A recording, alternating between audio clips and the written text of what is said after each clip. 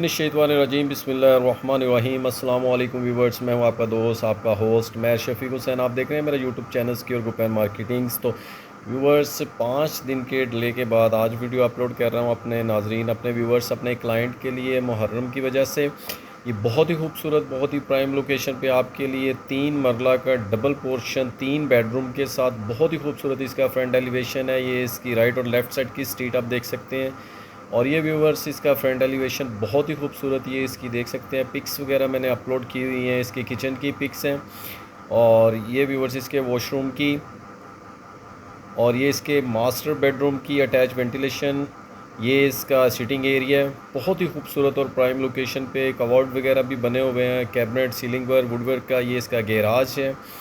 और ये viewers stairs अंदर से अपर पोर्शन के लिए, ये खूबसूरत बेडरूम की।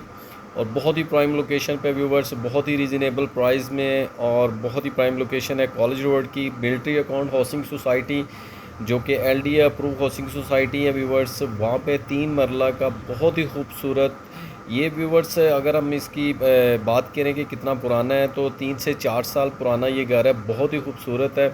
और रीज़नेबल प्राइस, ये इसका गैराज है जहाँ पे इजीली ये गाड़ी पार्क की जा सकती है। अगर इसकी हम प्राइस की बात करते चलें व्यूवर्स, तो इसकी 85 लाख ओनर की डिमांड है, इसमें कमी पेशी हो सकती है।